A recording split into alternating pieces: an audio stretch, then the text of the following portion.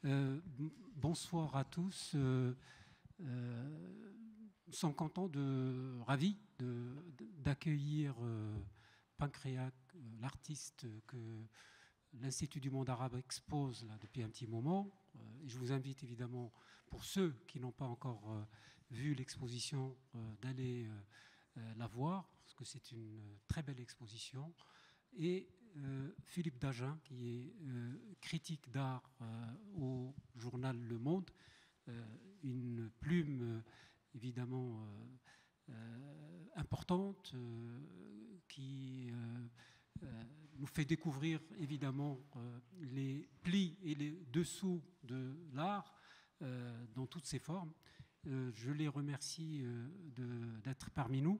Évidemment, cette rencontre, elle s'inscrit, je dirais, un peu dans l'esprit qui a été voulu par le service des expositions, c'est-à-dire pour accompagner les rendez-vous de l'histoire, de manière à aussi montrer que dans la ville, l'art occupe une place importante avec le graphe, avec évidemment la peinture et comment l'art aussi transforme, métamorphose l'espace géographique. Et le printemps arabe, ce qu'on appelle le printemps arabe, évidemment, a eu des retombées justement très importantes. Bien avant, évidemment, le printemps arabe, il existait des graffitis ou des graffeurs un peu partout, que ce soit en Palestine, que ce soit au Maghreb. Et dimanche dernier, on a accueilli un grand artiste, John Wan, qui est américain, mais il a aussi une sensibilité une sensibilité vis-à-vis de ce qui se fait dans le monde arabe. Évidemment, aujourd'hui, Philippe Dagen va parler de faire réagir plutôt Pancréas, parce que je ne sais pas si on prononce Pancréac ou Pancréas, c'est Pancréas, voilà. Donc Pancréas, voilà. Donc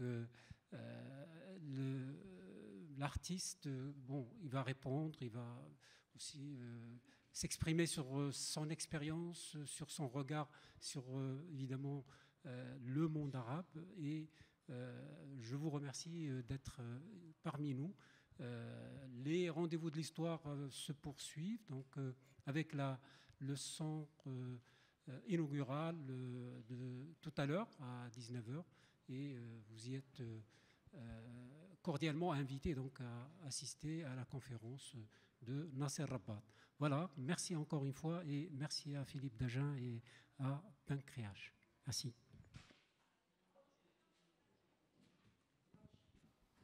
Oui.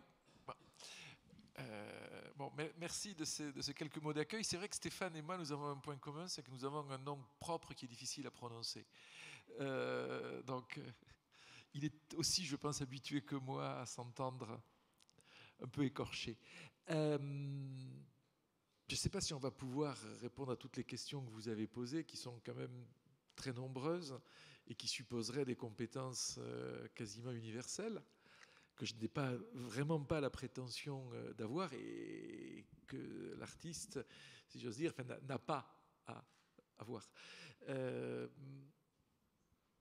Il me semble que le plus simple, puisque c'est en effet ce dont nous étions convenus, c'est... Ah d'accord. Mettez-vous donc en silencieux. C'est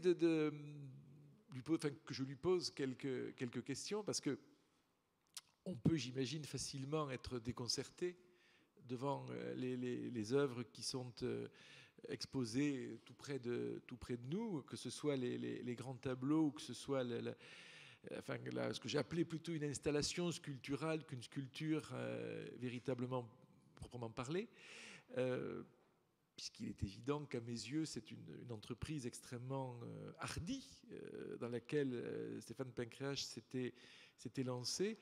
Et peut-être sans vouloir le contraindre à trop d'autobiographie ou à trop d'explications personnelles, qu'il nous explique comment la nécessité lui est venue de se lancer dans cette entreprise dont il faut bien dire qu'il se l'est en somme commandé à lui-même. Il n'y avait pas de mécène, il n'y avait pas de programme. Il y avait, si l'on peut dire en tout et pour tout, un artiste seul dans son atelier qui s'engageait dans une entreprise d'une ampleur considérable. Ça aurait été raisonnable de ne pas le faire, non ? Avec le recul, il aurait été déraisonnable de ne pas le faire, plutôt, parce que si dans un univers dystopique dans lequel je ne me serais pas mis à travailler sur cette histoire humaine, je serais aujourd'hui en fait doublement désolé. D'abord que ça ait pris cette tournure tragique, et d'autre part de ne pas l'avoir fait et d'avoir laissé échapper parce que c'est aussi, et je le dis sans aucun cynisme, un tel sujet. Et donc rétrospectivement, je pense que c'est absurde de dire ça, mais j'ai eu raison de me passer cette commande qui allait au-delà d'un désir uniquement personnel. Ça tombait sous le. Il y avait, en fait, quand vous commencez un énorme travail, c'est toujours. Il n'y a jamais qu'une seule raison. C'est un faisceau de circonstances. Là où vous en êtes vous-même en tant qu'homme dans la vie, là où le regard que vous projetez sur le monde, et en tant qu'artiste, ce que vous envisagez de faire, étant donné que vous avez déjà fait énormément de choses. Vous avez eu une histoire, entre guillemets. Donc tous ces faisceaux-là se rejoignaient, et évidemment le point de cristallisation ça ont été les événements eux-mêmes que moi j'ai vécu en tant que jacobin, d'abord, on va dire, comme je parle des révolutions, du début des printemps tels qu'ils sont apparus, comme un mouvement absolument magnifique, révolutionnaire, et qui me semblait être ce qui se passait tout simplement de plus important sur la planète. Et je ne voyais pas comment continuer à faire de l'art, qui est quand même une entreprise profondément ontologique, tout en ne regardant pas ou n'essayant pas de faire quelque chose qui a à voir avec l'histoire des hommes, tout simplement, quoi. Après, évidemment, il y a d'autres... Une fois que vous avez un début comme ça de pulsionnel, de désir de faire quelque chose avec ce qui se passe, il s'agit encore de trouver le moyen de le faire, de mettre en place des protocoles, et du coup, c'est là que le travail artistique prend le pas. Et c'est peut-être, pour dire, je ne vais pas faire des trop longues phrases, mais le plus simple, c'est de prendre la décision. Le plus compliqué, c'est de s'y tenir, en fait. Voilà. Et c'est à partir de là que je suis rentré dans un élément qui est familier, comme à tous les artistes, c'est-à-dire le travail proprement dit, quoi. Et je crois que quand on travaille sur des événements ou des sujets qui sont directement d'actualité, c'est d'une certaine manière, ça semble à la fois plus facile, puisqu'on a un matériel et des matériaux comme ça qui se présentent et dans lesquels on n'aurait qu'à puiser, et en fait ça se révèle très rapidement infiniment complexe. Voilà. Bon. Alors, oui. Je pense que ce que beaucoup d'auditeurs aimeraient savoir, c'est au fond comment on fait, pratiquement même, parce qu'il y a des matériaux que tout le monde connaît, que tout le monde a vu à la télévision ou sur Internet ou dans les journaux, très bien. Mais à partir de là... je me souviens d'une conversation qu'on avait eue il y a longtemps où tu avais dit faire de la peinture d'histoire, c'est faire l'histoire de la peinture aussi. Et c'est une partie de la réponse au comment. C'est-à-dire, il faut bien s'inscrire dans une histoire picturale et s'approprier cette histoire. En plus, là, dans un segment qui a été un grand genre pendant très longtemps, donc qui couvre des centaines d'années, qui est le genre de la peinture d'histoire. Donc on ne peut pas, quand on se met à travailler dans cette optique-là, l'ignorer. Donc ça donne déjà des biais des options et des possibilités formelles sur le comment. Et il s'agit évidemment de renouveler ces problématiques. Je n'allais pas envisager de faire de la grande peinture 18e ou 19e. Je n'allais pas traiter ça comme un peintre napoléonien traiterait une campagne d'Égypte. Donc, mais néanmoins, ça donnait des bases à partir desquelles poser des protocoles de travail. Ensuite, il s'est passé deux choses. La première, ça a été qui est celle que finalement tout le monde, même un chercheur ferait indépendamment de l'art, c'est-à-dire collecter finalement les sources et opérer un tri à l'intérieur de ces sources. Évidemment, dès lors qu'on commence à faire un tri, c'est là qu'on met aussi sa vision, ses choix, et qu'on oriente évidemment sa parole en fait. Et ça, c'est un travail qui est assez complexe, comme on est sur du sujet humain et qui touche énormément de monde, on ne peut pas se permettre de le faire avec nonchalance. C'est-à-dire qu'il faut chaque élément sélectionné est porteur de sens et vous engage sur ce que ça va délivrer comme j'aime pas ce terme-là, mais là je l'emploie comme message ou comme statement, comme diraient les Américains, une fois que l'œuvre est finie. Et ça a été une des parties les plus difficiles en fait. La seconde, évidemment, c'est celle c'est aussi un terme un peu péjoratif, mais que pour le coup j'aime bien, qui est la cuisine, c'est-à-dire comment, à partir de ces éléments-là, vous allez tenter de les emboîter sur un tableau. C'est d'ailleurs la même chose pour une sculpture, en fait, mais même si ça prend encore en 3 dimensions, mais c'est le même, ça se déploie de la même manière. Comment agencer tout ça et tenter de s'arranger pour que ça fasse d'abord un bon tableau, parce que, encore une fois, si vous faites de la peinture d'histoire, ou en tout cas de l'art avec des éléments contemporains, ça n'aura de portée que si l'œuvre est réussie, sinon ce sera anecdotique. Et voilà, après, il faudrait, encore une fois, là, pour le coup, il faudrait rentrer dans la tête d'un artiste pour voir comment les choses s'arrangent. Ou alors parler froidement des logiques formelles mises en place sur tel ou tel tableau pour résoudre des problèmes d'échelle, de perspective, d'amoncellement d'informations. Si, ça c'est peut-être un truc dont je peux parler, c'est-à-dire comment faire tenir énormément d'informations qui soient factuelles à l'intérieur d'une œuvre qui par essence est immobile, statique, comment déployer de la temporalité et sans arriver à une forme de catalogue qui serait pénible à regarder ou même voire incompréhensible, c'est-à-dire une forme d'empilement d'informations. Et c'était vraiment ce qui dirigeait ma ligne de conduite. C'était arriver à faire des tableaux qui, à la fin, se livrent d'abord comme des tableaux et dans lesquels on peut aller puiser l'information, mais dans lesquels on n'est pas submergé par trop de comment dire ça d'une autre manière. Je ne pouvais pas faire du Victor Hugo, quoi. Je ne pouvais pas tout d'un coup arriver avec des passages encyclopédiques et puis tout d'un coup repartir sur un fil plus romantique. Il fallait que tout ça, que ça prenne le spectateur finalement par surprise dans un deuxième temps, qu'il soit d'abord devant un tableau qu'il saisisse pour des raisons émotionnelles, artistiques, qui lui plaisent d'une certaine manière, qui l'attire, et ensuite qu'à l'intérieur de cette œuvre, le regard en circulant et en s'accrochant et en rentrant dans les logiques narratives, les logiques d'espace, puisse récupérer les informations et reconstituer une histoire, voilà, ou l'histoire.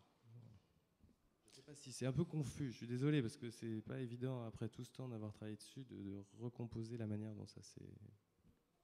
Mais pour prendre une question, par un tout petit bout, je pense qu'on peut assez facilement concevoir, même si on n'est pas peintre, même si l'extrême difficulté de la situation. Bon, avec les enjeux moraux, politiques, culturels immenses qui sont contenus dans ces événements. Et pour prendre une chose qui est un peu déconcertante, qui peut être déconcertante, j'imagine, dans le tableau consacré aux événements d'Égypte, il y a à la fois des éléments qu'on pourrait dire un petit peu héroïques, et puis il y a l'apparition d'une figure bien connue du cinéma fantastique, à la circonstance Dark Vador.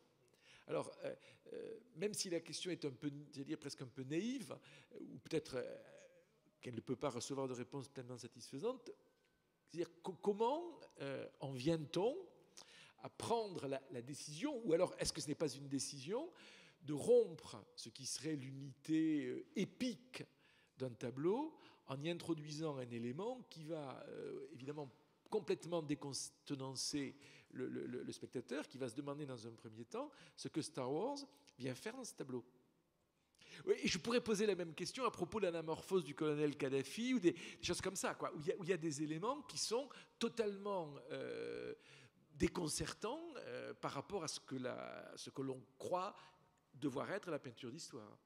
Oui, alors effectivement, c'est vrai que dans mon explication un peu embrouillée précédente sur les protocoles, il y a évidemment une des solutions que j'ai adoptées, mais qui est une solution d'ailleurs qui a été jadis très souvent employée, et qui est d'ailleurs à mon avis la seule option d'une certaine manière, c'est évidemment de mélanger les logiques factuelles, iconographiquement factuelles, avec...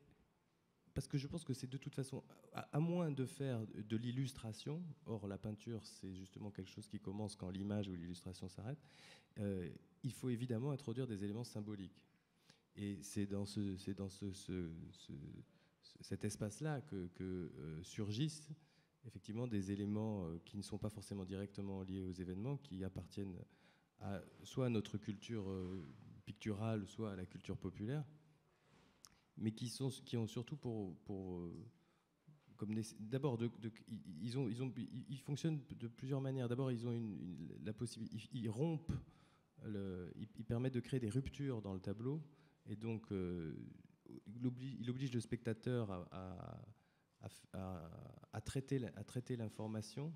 Il est face à des éléments qui semblent apparemment hétérogènes, donc du coup, il est obligé de se poser exactement la question que Philippe vient de poser. Et d'autre part, ça permet aussi de donner un caractère épique aux œuvres et plus universel. C'est-à-dire qu'en reposant sur une culture large et commune, qui inclut la culture introjectée qu'on a aussi de l'art, de la peinture, parce qu'on a tous une vision finalement de la peinture, même sans forcément être un spécialiste, on touche à un champ universel. Donc c'est dans ce cas-là que ces opérations et que ces curiosités iconographiques apparaissent. Après, elles citent aussi, dans le cas de plein de tableaux, d'autres œuvres qui, moi, en tant qu'artiste, me fascinent comme d'autres, et dont j'avais envie de faire, auxquelles j'avais envie de faire référence. Dans le cas, par exemple, de l'anamorphose de Kadhafi, outre le fait que, par exemple, ce tableau-là en particulier repose principalement dans toute sa construction sur des trompe-l'œil, mais au sens presque symbolique, c'est-à-dire que je m'avançais à l'époque en pensant que ce qui se passait en Libye, en termes de révolution, etc., les événements qui pouvaient être vus comme justement une forme de trompe-l'œil. Je sais que ça semble... Mais j'aime beaucoup parfois la littéralité. Et donc le tableau a été construit finalement comme ça aussi, avec un amalgame de jeux purement visuels qui sont des récurrences de la peinture et qui, mis ensemble, permettent de reconstituer une histoire, mais qui est effectivement littéralement biaisée et pas forcément révélée telle qu'elle est en fait. Et pour voir Kadhafi, il faut effectivement ne pas regarder le tableau. Il faut se mettre à l'extrême gauche et contre le tableau. C'est-à-dire que voilà, il y a plein de jeux, de la même manière que le garçon qui sort du cadre provient d'une œuvre qui est à la base d'un peintre italien, qui est à la base un trompe-l'œil. Le tableau est construit en miroir, les deux panneaux sont des miroirs avec les deux corps, etc., etc. Voilà. Bon, ça, c'est un des exemples. Et dans le tableau sur le Caire, ça fonctionne de la même manière. Les éléments, finalement, les éléments réels, c'est cette manifestation centrale dans laquelle la plupart des repères iconographiques qu'il y a dedans sont vraiment justes par rapport à les slogans, les images même, parce qu'il y a beaucoup d'images, même si elles sont mêlées, peut-être qu'elles apparaissent de manière plus cryptée, mais les sources pour créer cette manifestation sont vraiment des sources la plupart du temps de la place Tahir, etc. Et les éléments iconographiques des côtés sont des éléments symboliques, quand bien même ils sont justes. C'est-à-dire, par exemple, c'est curieux de voir quand ce tableau a été montré la première fois, les gens me demandaient mais pourquoi il y a un aigle. Et alors vous êtes obligé de... parce que c'est l'aigle du panarabisme qui est sur le drapeau égyptien et pas seulement sur le drapeau égyptien. Mais mis comme ça, isolé, rehaussé à une valeur symbolique, il prend effectivement un sens différent. Donc voilà, c'est aussi des opérations de déplacement qui font que, exactement comme vous passez une loupe sur un texte, certaines parties évidemment grossissent, que vous n'auriez pas forcément, ou plutôt sur une image, que vous n'auriez pas forcément vue immédiatement. Alors si je continue, est-ce qu'on pourrait aller jusqu'à dire que la peinture en la circonstance exerce une sorte de position ou de fonction critique par rapport aux images telles que l'actualité, la propagande, voire même les images en trompe-l'œil qui sont soit des mises en scène d'une fausse actualité, soit même des manipulations d'images, nous en saturent à longueur de journée. Est-ce que ça veut dire que la peinture est une instance si on peut dire, de vérification et de détrompe-l'œil? J'en suis absolument convaincu. Mais alors, il y a un paradoxe là-dedans, c'est que c'est effectivement, je pense que ce que tu dis là, c'est absolument non seulement vrai, mais c'est aussi une entreprise que je porte, et d'ailleurs je suis pas le seul. Mais le paradoxe vient du fait qu'on peut le faire, et ça arrive comme ça de manière ponctuelle, mais que ça ne peut pas non plus se transformer en une opération qui deviendrait la mission exclusive de l'art, en fait. Donc, c'est pour ça que finalement, dans ces cas-là, il faut revenir à cette vision, d'une certaine manière, qu'on continue de voir de manière très romantique, mais qui ne l'est pas. C'est-à-dire tout simplement, à un moment donné, les artistes, ils voient les choses telles qu'elles sont. Il y a une forme de nudité. Et par rapport à notre époque, effectivement, où on est absolument submergé en permanence d'images qui ont une volatilité phénoménale, parce que on regarde des milliers d'images par jour, sans nous en rendre compte, on regarde des milliers d'images par jour, d'actualité, etc., qui sont aussi vite oubliées à proportion de leur quantité. Et c'est vrai que dans cette perspective-là, la peinture, que beaucoup croient paradoxalement dépassée par la prolifération d'images, est à mon sens au contraire peut-être bien plus renforcée. C'est-à-dire qu'elle est le seul endroit. Quand je parle de la peinture, il faut être clair, je parle du travail artistique. Peu m'importe que ce soit fait avec du charbon de bois sur une moquette ou avec de l'huile sur toile. Je parle d'un art finalement face auquel on se tient, quels que soient ses moyens. Et je pense que la peinture, oui, elle permet d'arrêter le regard, elle permet de penser l'image, évidemment, ou de la trahir ou de la faire apparaître, parce qu'après tout, la peinture a servi aussi a été aussi un outil de propagande très efficace. Et dans cette époque très étrange dans laquelle on vit, qui était d'absolument surinformation au détriment d'une qualité d'information, je pense qu'effectivement, la peinture, même, quand bien même elle reprend et elle met en scène des éléments symboliques, reste plus proche, en tout cas pour le spectateur, d'une opération d'intelligence. Ouais. Je pense qu'on est plus à même de décrypter des choses avec un temps posé, avec une image qui a été digérée pour être transformée en autre chose justement qu'une image sur une tablette. Et c'est dans cet esprit-là, en tout cas aussi, que j'ai fait ces séries de tableaux. Mais c'est aussi, j'irai plus loin, et encore une fois, je ne suis pas le seul, je pense que c'est dans cet esprit-là que la peinture se fait, quand bien même elle est détachée de l'actualité. Voilà. Il y a énormément de peintres qui font des tableaux dont a priori on pourrait penser qu'ils ne sont pas connectés à notre réalité immédiate, informative, etc., alors qu'ils le sont totalement. Et qu'ils délivrent une information sur le monde beaucoup plus pertinente que l'information. Oui, mais ça me paraît être un petit peu... Enfin, c'est presque une autre question. Qu'il y ait du présent à tout moment dans la création artistique, quelle qu'elle soit et quelle que soit l'époque, oui, évidemment, on ne peut pas je ne vois guère d'exemples dans l'histoire d'artistes qui puissent se détacher. On peut très bien soutenir que, et d'ailleurs on l'a fait de manière très convaincante, qu'on ne comprend pas Michel-Ange, ce qu'il n'a pas présent à l'esprit, la situation politique et religieuse de Rome au moment où il peint la Sixtine, et qu'il y a des éléments qui transparaissent dans ces tableaux. Bon, ça c'est une chose. Mais même si Michel-Ange, ou on peut dire ça de n'importe qui, enfin c'est n'importe qui, c'est un peu cavalier comme manière de s'exprimer, mais là, dans le cas de la peinture dite d'histoire, puis ensuite je ferai peut-être une petite remarque là-dessus, mais il y a quelque chose de délibéré. On n'est pas dans une imprégnation, on est dans une prise de conscience volontaire.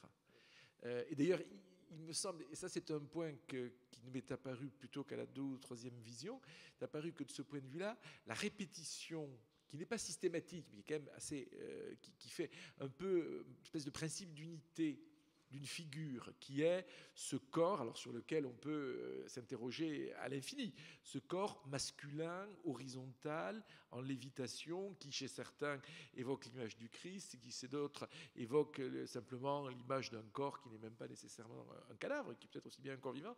Cette répétition de cette espèce d'être en lévitation, c'est venu dans la peinture ou ça fait au fond partie des protocoles que tu as cités au début?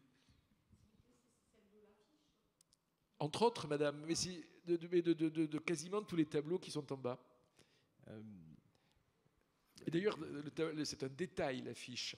Donc, dans le même tableau, dans la même polyptyque, la même figure apparaît plusieurs fois. Oui, c'est une question compliquée en fait, parce que c'est comment je vais dire ça? On peut rester comme ça.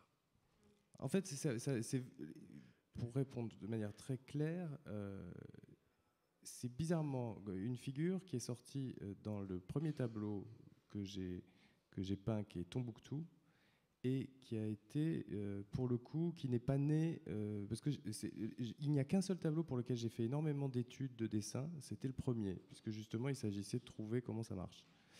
Et ce corps est arrivé très tardivement, il est arrivé presque de manière spontanée. Il n'est pas passé par une réflexion.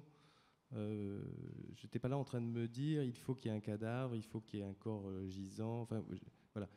Ça a été pour le coup assez pulsionnel. Et en fait, en s'inscrivant dans le tableau, immédiatement, il a lui-même délivré son propre protocole. C'est-à-dire que par la suite, il semblait évident qu'il devenait le sujet. Enfin, il était à la fois l'élément symbolique dont j'avais besoin et à la fois porteur d'une réalité sur lesquels je pouvais cristalliser, on va dire, ma vision, qui est effectivement, c'est là où la question est compliquée. C'est que ça pose la question de savoir où je me tiens finalement à l'intérieur de ça. Et la réponse, elle est ambiguë, comme ma réponse. C'est-à-dire, je ne délivre pas un sentiment je ne délivre pas de morale, je ne délivre pas un satisfecit ou en disant c'est bien, c'est mal, etc. Je prends acte.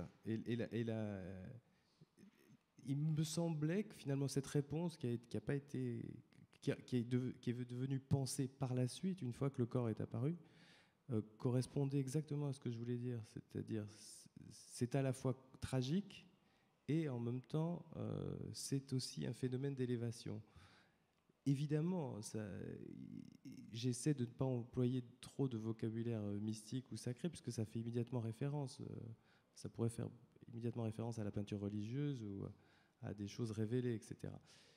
C'est pour ça que dans beaucoup de tableaux, j'ai essayé de tirer, justement, d'empêcher cette lecture. Je l'ai laissé apparaître, mais je l'ai réduite quand même au maximum. Cette lecture qui pourrait être là pour le coup une lecture catholique de l'élévation. Voilà, mais ce corps, c'est exactement ça. S'il y a quelque chose que je dis, c'est avec ce corps que je le dis. Voilà. Qui est d'ailleurs, moi je trouve ça anecdotique, mais finalement ça l'est pas. C'est une photo que j'avais faite de moi il y a 20 ans pour m'en servir en tant que modèle dans des tableaux. Donc en fait, c'est un autoportrait, mais c'est anecdotique, ça n'a pas de sens. Mais c'est aussi pour ça peut-être que j'ai pu l'investir à ce point. Voilà. En fait, c'est ma pensée que vous voyez se déplacer comme ça.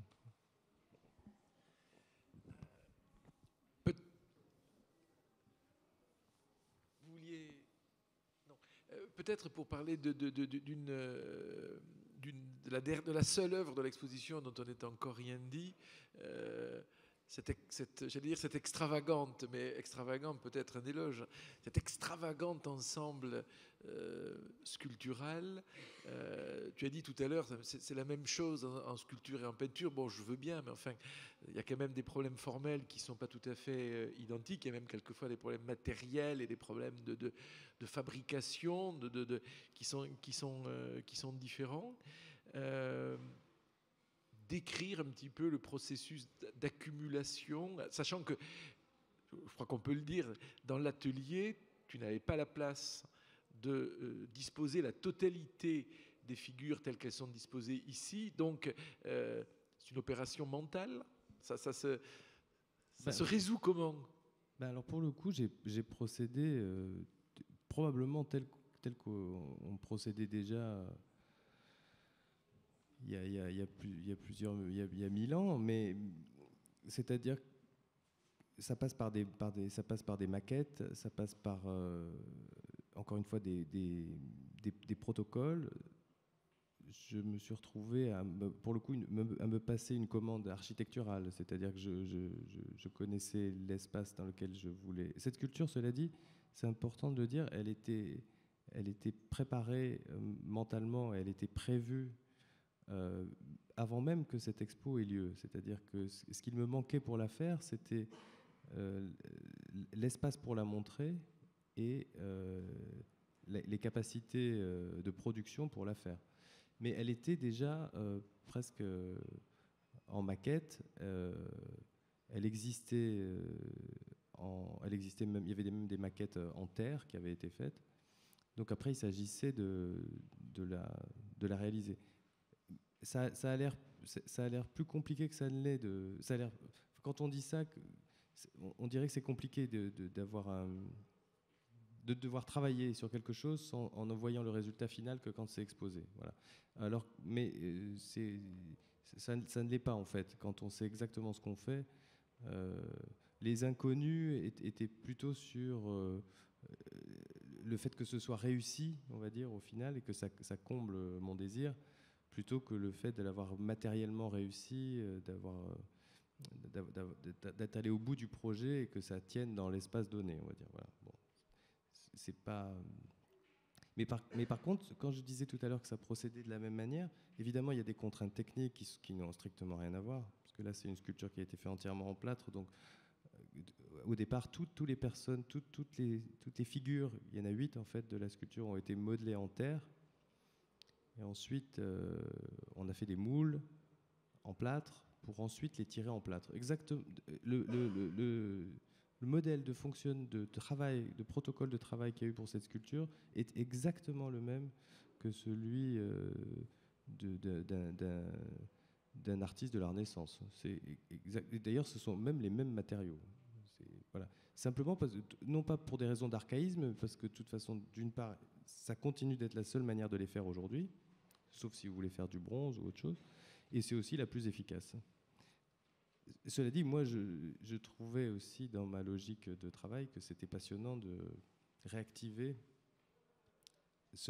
étant donné que j'étais dans une logique de peinture d'histoire et de sculpture commémorative, de réactiver un protocole comme ça, très, très ancien mais très pertinent.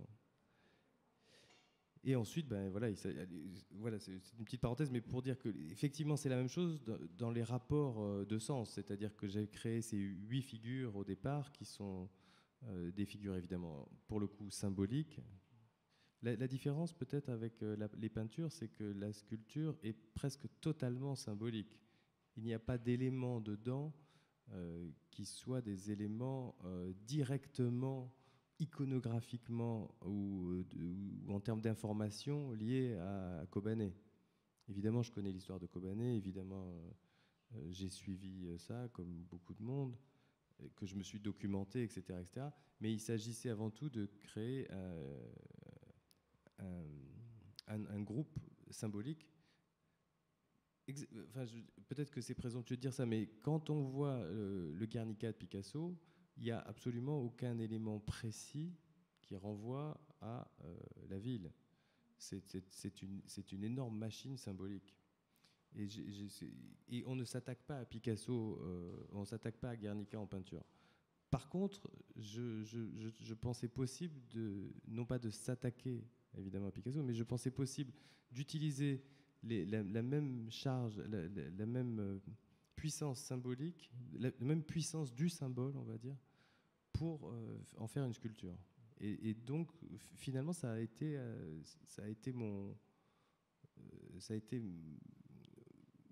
la ligne que j'ai suivie, y compris dans une bonne partie des personnages, puisque le cheval mort, bon, qui est une récurrence plutôt de la peinture d'ailleurs, que de la sculpture, mais c'est le cheval qu'on retrouve dans Guernica, la mère et l'enfant, idem, etc., etc. Ensuite, j'ai rajouté d'autres éléments symboliques qui sont des archétypes du monument commémoratif, c'est-à-dire la victoire, le combattant, le gisant, qui proviennent d'ailleurs de l'histoire des monuments funéraires, et notamment là pour le coup du tombeau de Philippe Pau. Mais c'est aussi, je l'ai choisi aussi parce que c'est des images qu'on a tous en tête, même si on ne les identifie pas. C'est pour ça qu'un Maurizio Cattelan refait des gisants.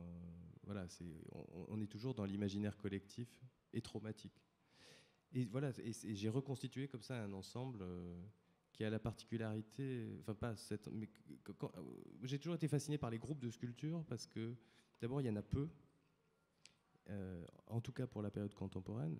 Je pourrais citer pas mal d'artistes qui en ont fait, mais ça n'est pas une récurrence. Je pense par exemple à Ken Holz pour des groupes sculptés qui n'ont formellement rien à voir avec ce que je fais, mais parce que le groupe sculpté, sans parler des bourgeois de Calais, quoi, mais il permet des renvois et des perspectives narratives constamment changeantes.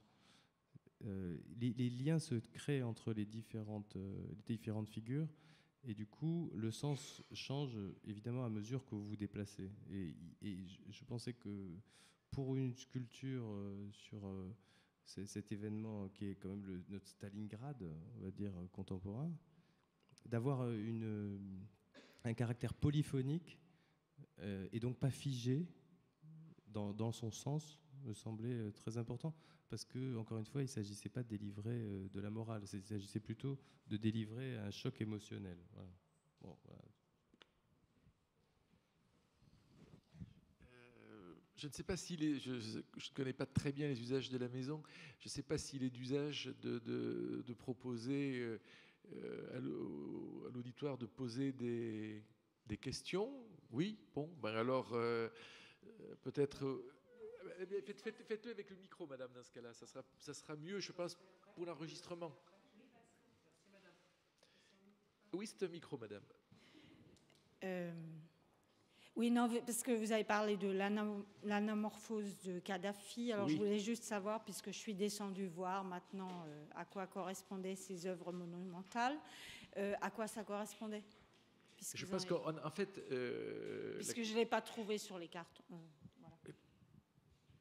Voilà. Il en a été question avant que vous n'arriviez. Donc, je ne sais pas si tu veux... oui. Vous voulez dire le sujet même ou l'anamorphose? Monsieur en a parlé, et puis je suis descendue, j'ai rien vu, enfin, à moins que ce soit Tripoli. Oui, bien sûr. Oui. Ah, vous ne l'avez pas vu? Il n'y avait pas marqué l'anamorphose, alors c'est tout. Moi, je cherchais le mot parce que j'aime ce mot. Ah non, mais c'est pas le mot, c'est la chose qui est dans le tableau. Oui, enfin... dans le tableau était juste intitulé Tripoli, alors j'étais pas sûre. Non, c'est bien dans ce tableau-là. Mais il faut se mettre selon un angle très particulier pour s'en rendre... C'est vrai, ça, j'ai entendu quelque chose. Oui, et oui. C'est le principe de l'anamorphose. Vous pouvez la voir que d'un certain angle. C'est-à-dire, oui, vous aviez dit, ah oui, je l'ai pas du tout, mais comme je cherchais ce tableau... Mais il ne faut pas se mettre en face. Je pensais qu'il y a... D'accord. Alors, oui, vous aviez dit quelque chose, il faut se mettre à gauche, non? À l'extrême gauche. À l'extrême gauche du tableau, tout contre le tableau, ouais, presque contre. Non, là alors. Ouais. Et puis regarder le tableau. Voilà. D'accord, merci. Je vais tester. Vous voulez... Moi, j'ai une question au sujet des villes choisies, en fait. Parce qu'on sait que tu as commencé en décembre 2012, je crois, avec Tombouctou. Est-ce qu'il y avait un certain nombre de villes qui, de toute façon, t'auraient intéressé, Révolution ou pas? C'est-à-dire que c'est des villes avec qui tu as un rapport particulier? Ou c'était là aussi des villes qui, symboliquement, des références précises, universelles? Parce que bon, ça aurait été ridicule d'avoir un travail exhaustif sur toutes les grandes capitales arabes, mais en même temps, c'est des choix précis. C'est des choix qui sont faits. Le Tombouctou, c'est pas direct, c'est pas une révolution arabe, Tombouctou. Mais j'ai commencé avec ça puisque c'était le moment où les salafistes chassés de Libye ont commencé à faire ce qu'on voit très bien dans le film, qui est un petit chef-d'œuvre d'ailleurs. Et donc, comme ça a été mon point d'entrée. Aussi pour des raisons personnelles, c'est parce que ça me ramenait à des réminiscences d'Afrique que j'ai connues quand j'étais petit, et ça n'a strictement aucun intérêt artistique, mais c'était une des raisons qui fait que j'ai commencé avec ça. Et ensuite, évidemment, il était absolument impossible de ne pas envisager Tunis, puisque c'est le point de départ de tout ça, pratiquement. Et quand je me suis retrouvé, il semblait naturel de continuer, en fait. Et les points, ça a suivi ensuite, finalement, les points d'actualité les plus importants. Tripoli, on a vécu la guerre pratiquement en direct. Et puis l'Égypte, parce que c'est un des endroits... Enfin, voilà, il n'y a même pas besoin d'expliquer pourquoi, quoi, en quelque sorte. Mais... là où c'est pas dans ce sens-là que c'est intéressant, c'est dans l'autre, c'est-à-dire je me suis arrêté là en termes de peinture, puisque après, et certainement pas pour faire quelque chose d'exhaustif, mais il était évident qu'on allait remonter, et donc la révolution syrienne a commencé, mais la révolution syrienne est devenue très vite un bain de sang et une guerre civile. Et donc finalement, c'est une réponse purement humaine et pas du tout artistique. Je voulais absolument pas me retrouver dans un catalogue d'horreur, simplement pour le fait que ça doit rentrer dans une série. Et donc j'ai décidé de ne pas en faire de tableau. Et quand on ne peut pas faire de tableau, mais qu'on veut quand même faire quelque chose, on fait des sculptures. Et j'ai commencé très tôt à faire des sculptures autour de la Syrie. Et ça a donné au final le monument à Kobané, mais on ne se battait même pas à Kobané quand j'ai commencé. On en était à Alep et à la destruction de la ville d'Alep et de la mosquée d'Alep. Voilà. Mais j'ai arrêté aussi pour ça. Je ne veux certainement pas me retrouver dans un catalogue. Et encore une fois, il ne s'agissait pas de faire...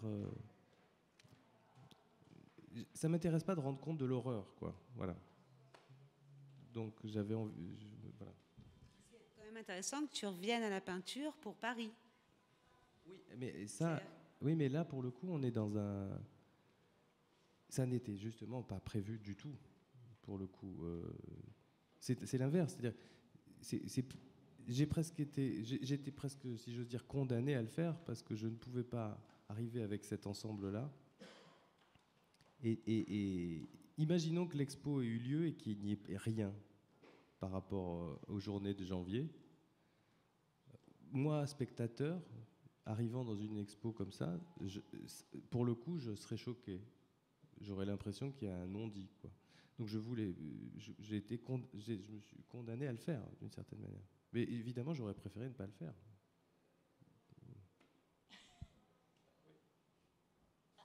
Du coup, je peux vous permettez que je vous soumette quelque chose, vous en faites ce que vous voulez. C'est parce que quand j'ai regardé Guernica longtemps comme ça, je me suis dit, j'ai comme l'impression, et alors j'ai une petite confirmation parce que la semaine dernière j'étais à un colloque très intéressant autour de Alain Bourreau, pardon. Qu'est-ce qu'un historien? Un historien, c'est quelqu'un qui explique à l'homme d'aujourd'hui, enfin qui explique l'homme d'aujourd'hui à l'homme d'hier, quoi. Quelque chose. Ouais, bon, maintenant c'est faux, pardon, c'est faux. Non, justement, pas du tout. C'est juste le contraire. Mais enfin, bon, maintenant, malheureusement, je n'ai pas la phrase. C'est faux ce que je raconte. Non, c'est juste le contraire de ce qu'on attend, quoi, en fait. Et j'ai trouvé ça très beau. Mais enfin, bon, maintenant, rapidement, le truc un peu choquant que j'ai envie de vous partager, puisque vous avez dit j'aurais préféré pas le faire. Moi, j'ai comme l'impression que Picasso, il avait tellement envie de peindre ce tableau que Guernica est arrivé.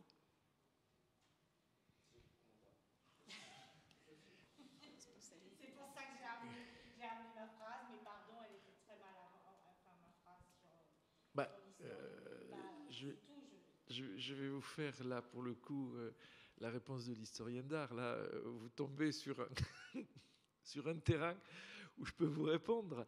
Vous n'avez pas tout à fait raison. Manière gracieuse de vous dire que vous avez totalement tort. C'est quelque chose qui lui a été demandé. Quand il y a eu le bombardement de Guernica, assez rapidement, alors que l'exposition universelle de 1937 était déjà très largement prévue et le processus engagé, les représentants de la République espagnole, c'est-à-dire les autorités légitimes de la République espagnole, qui s'étaient déjà tournés vers Picasso auparavant en lui demandant d'accepter le titre honorifique de directeur du musée du Prado, sont revenus vers lui pour lui dire qu'il y aurait donc que dans le pavillon de la République espagnole à Chaillot, enfin, il fallait qu'il y ait une œuvre qui prenne position, pas spécialement sur Guernica, mais d'abord sur les massacres de populations civiles, et puis aussi, ce qu'on oublie souvent, sur le fait que Guernica, c'est une intervention militaire étrangère, puisque c'est l'aviation nazie, enfin l'aviation allemande et italienne qui a commis Guernica et pas les insurgés franquistes. Et c'est à partir de là que Picasso s'est mis au travail sur un format qui ne lui était pas spécialement familier. Il y a très peu de très grands tableaux de Picasso. Picasso n'est pas spécialement, à l'inverse Stéphane est très à l'aise pour faire des tableaux de 8 mètres de long. De toute évidence, Picasso ne recherchait pas spécialement cette distance-là. Et bon, il s'est mis au travail, ça a donné ce que vous savez. Et ce que vous savez peut-être aussi, c'est que quand le tableau est arrivé au pavillon de la République espagnole, il a suscité une réaction extrêmement réservée et que les représentants de la République ont été plutôt consternés.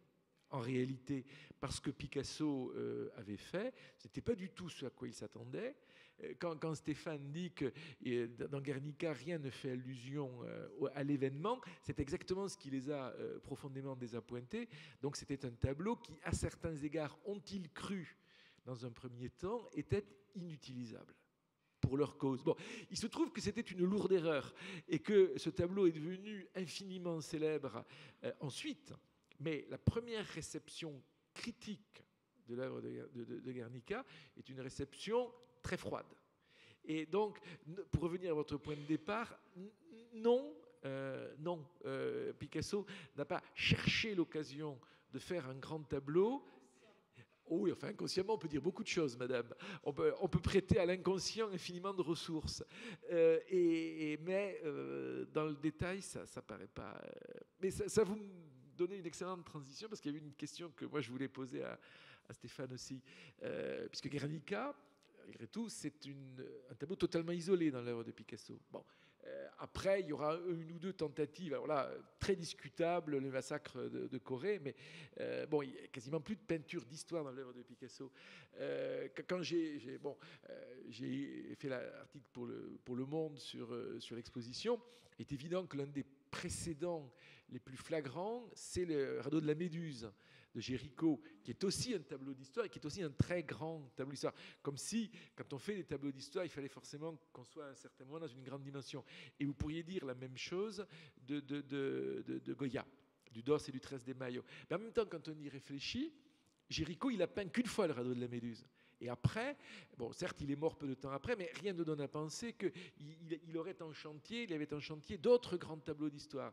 Goya a vécu longuement après le Dos et le 13 de Mayo. Il n'a pas refait non plus de grands tableaux d'histoire. Comme si dans l'œuvre d'un artiste, il y avait un moment pour cela, et que ce moment était peut-être relativement passager, et qu'il n'y avait pas de possibilité de refaire. C'est fait... Bon, et puis voilà. Et donc, la question, ce serait tout simplement, qu'est-ce que tu fais maintenant à l'atelier ? En tout cas, je pense que c'est exactement ce que tu viens de décrire. C'est que enfin, c'est quelque chose qui est derrière moi. Je ne me vois... Justement, c'est ce que je disais tout à l'heure. Je ne veux pas... On ne peut être... Bon, je vais essayer d'exprimer clairement ma pensée. On ne peut dégager une force symbolique et une force tout court qu'en n'étant justement pas un chroniqueur. C'est-à-dire que ça a répondu, j'ai utilisé ce mot souvent pulsionnel, ça a répondu à un impératif. Voilà. Et c'est pour ça, je pense, que Géricault a peint une fois, que Goya, Picasso, que beaucoup d'autres comme ça ont eu des moments qui ont été... qui n'ont justement pas duré, qui ont été... ça s'est produit une fois, deux fois, parce que ça répondait à un impératif et non pas à un genre. Voilà. Et on n'est pas dans la chronique. Donc, ces œuvres-là, finalement... C'est pour ça que j'ai beaucoup aimé quand tu parlais d'installation, parce que effectivement, et ça, je suis très content que finalement la salle est comme ça, cet accrochage, c'est moi qui l'ai décidé, etc. Ça fait effectivement une énorme installation. Et même si chaque œuvre est une œuvre unique, l'ensemble est une œuvre. Et c'est dans cette optique-là qu'il faut voir ma réponse à cet impératif. Et je pense que ça s'est fermé. Ça s'est d'autant plus fermé, je pense, que j'en ai fait l'expérience en tant que commande personnelle, mais j'en ai fait l'expérience, comme on l'a tous fait, avec les événements de janvier, de manière émotionnelle, mais pénible. Et c'était un sentiment humain que tout un chacun on a eu, Mais il fallait quand même le réussir aussi, parce que ça aurait été lamentable de se planter avec ça. Alors, personnellement, je pense que je l'ai réussi, mais je pense que c'est le genre de choses qu'on réussit qu'une fois. Voilà. Donc, voilà. Je sais pas si c'est une réponse. Bonsoir. Il me semble. D'accord. Enfin, moi, je pense, il me semble, peut-être je me trompe, hein, mais bon, il me semble que la différence essentielle entre la peinture de maintenant des événements et les peintures historiques, c'est que actuellement, réellement, on voit bien, on connaît les images, on connaît ce qui se passe. Donc, on voit des images qui abondent sur Internet, sur tout ce qui s'est passé en Libye, ce qui se passe actuellement en Syrie, le 11 janvier, enfin tout ce qui s'est passé actuellement, on les a vus, on le voit, on les a vus. Alors qu'à l'époque, probablement, les gens regardaient le tableau et la peinture, ils n'ont jamais vu la réalité des choses, ils ne savent pas la réalité exacte. Même à Guernica, probablement, les gens, quand ils sont venus à l'expo, ils ne voyaient pas les images réelles. Enfin, voilà. Donc je voudrais avoir votre avis là-dessus. Merci. Oui, c'est tout à fait exact. Et c'est aussi... Je pense que la question, ce serait, est-ce que ça change le rapport que le spectateur entretient? Voilà. Oui, je pense que ça la change dans le modèle de référent auquel il fait appel pour regarder les œuvres. Mais je ne pense pas que ça change au niveau de son engagement émotionnel. Parce que quand même, c'est vrai, depuis tout à l'heure, on parle finalement des sujets, de la manière, etc. Mais il faut, la première chose et la plus essentielle, c'est qu'une œuvre d'art, elle est là pour nous donner un sentiment émotionnel puissant et même du plaisir. Ça peut même être une émotion négative, mais en tout cas, c'est opérant. Et je pense qu'on puisse comparer la réalité, en tout cas dans le cas des tableaux d'histoire auxquels on est confronté tout le temps, avec ce qui en a été fait, ça donne des informations en plus, mais je ne pense pas que ça change fondamentalement le processus du rapport qu'un spectateur entretient à une œuvre, dans son rapport émotionnel ou dans son acceptation ou dans sa détestation même d'ailleurs. Je le mettrais plutôt dans une logique... je ne sais pas. En tout cas, dans ma perspective, c'est relativement anecdotique finalement qu'on puisse comparer. Parce que, si vous voulez, là on parle d'un temps présent. Dans un temps présent, voilà, notre échelle de rapidité de l'information, elle est de quelques jours. Bon, peut-être dans quelques années, dans un an, on aura encore ces images, mais c'est même pas sûr. Et je prends le pari que dans 20 ans, les seuls référents qu'il y aura face à un tableau comme ça, ce sera justement le tableau, sauf à se plonger, à faire du travail. Voilà. C'est exactement ce que j'allais vous répondre de mon côté. On se souvient du radeau de la Méduse, c'est-à-dire de l'incompétence, à cause du tableau. Il arrive un moment où le tableau devient une espèce de cristallisation de l'histoire et qui a finalement plus de durée que la mémoire historique elle-même. Et on ne revient vers l'histoire qu'à cause du tableau, sans le tableau, l'histoire serait perdue. Alors, on peut difficilement supposer que des événements aussi tragiques que ceux qui sont en cause là puissent disparaître, mais il y a aussi quand même une fonction mémorielle et peut-être aussi une fonction d'avertissement qu'on ne peut pas complètement refuser à la peinture. Je pense ou à l'art, parce qu'en effet, à l'art en général. C'est une bonne conclusion, parce que c'est vrai, quoi. Je crois que c'est ça. Bon, si c'est une conclusion, merci d'être resté avec nous. Voilà. Et descendez d'un étage.